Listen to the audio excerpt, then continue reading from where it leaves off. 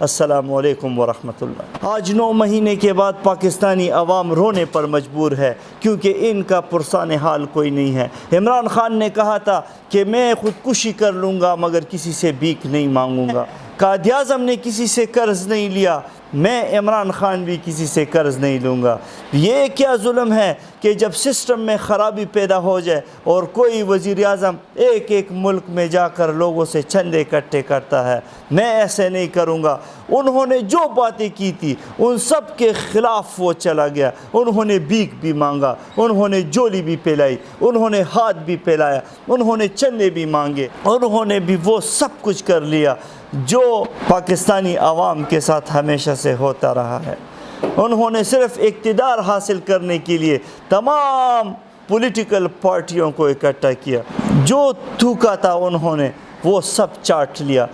انہوں نے کہا تھا کہ مسلم لیگ قاتل جماعت ہے، انہوں نے کہا تھا MQM والے تو بدماش پارٹی ہے، انہوں نے کہا تھا کہ یہ مینگلز بلوچستان کے یہ تو غدار لوگ ہیں، انہوں نے پرویز الہی کو کہا تھا یہ تو سب سے بڑا ڈاکو ہے۔ ڈاکوؤں، چوروں، لٹیروں، بدماشوں، غداروں کو ملا کر پورا اچار بنا کے انہوں نے حکومت تو بنا لی، مگر جس کرسی کی بنیاد وہ جھوٹ پر مبنی ہو، جس کرسی کی بنیاد وہ نفرتوں پر مبنی ہو، جس کرسی کی بنیاد وہ دروغ گوئی اور جھوٹ پر مبنی ہو، اس کے یہی نتائج نکلتے ہیں کہ آج 9 مہینے کے بعد ان کے تمام وزیر وہ تبدیل ہو چکے ہیں، ان کے بڑے بڑے وزیر وہ جا کر گھروں میں بیٹھ گئے ہیں، ان کے وزیر اطلاعات آج وزیر اطلاعات نہیں رہے، ان کے وزیر خزانہ آج وزیر خزانہ نہیں رہے،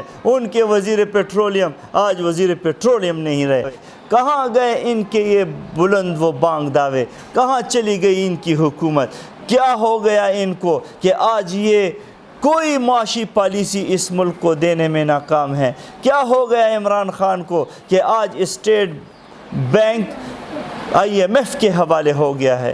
کیا ہو گیا عمران خان کو کہ آج اسٹاک ایکسچینج میں مندی کا رجحان ہے؟ کیا ہو گیا عمران خان کو کہ آج روپے کی قدر انتہائی کم ہو گئی ہے؟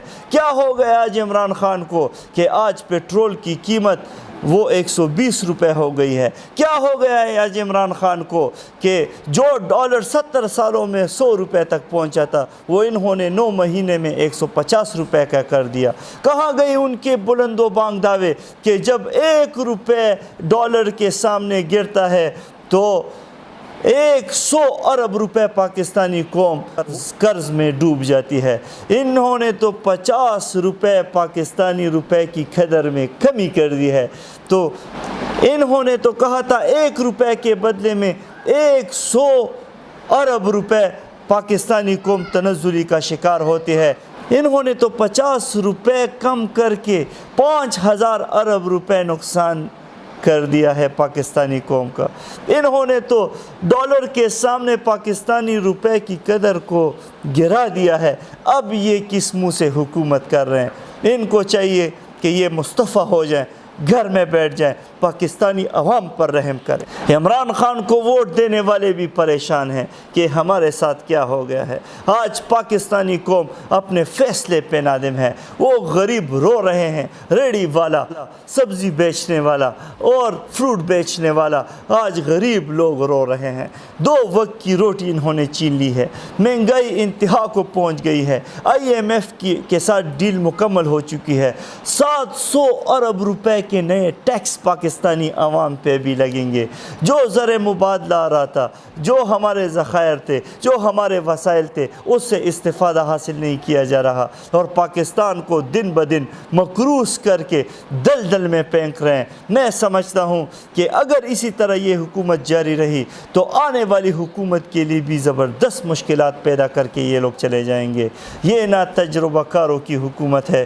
خدا را قائد جمعیت کے ساتھ مل کر ان کے خلاف نکلیں۔ ہم اسلام آباد کی طرف رخ کریں گے۔ 21 جولائی کو انشاءاللہ عظیم الشان ملین مارچ ہوگا پشاور میں، لاکھوں لوگوں کا اجتماع ہوگا جو 70 سالہ پشاور کی تاریخ کو بدل دے گا انشاءاللہ۔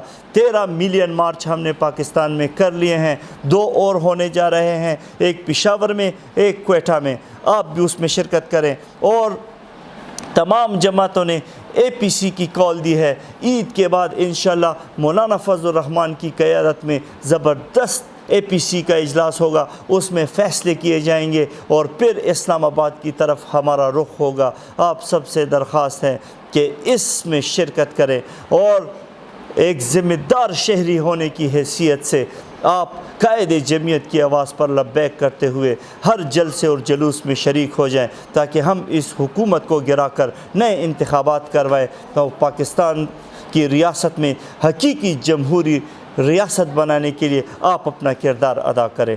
بہت شکریہ۔ السلام علیکم ورحمۃ اللہ۔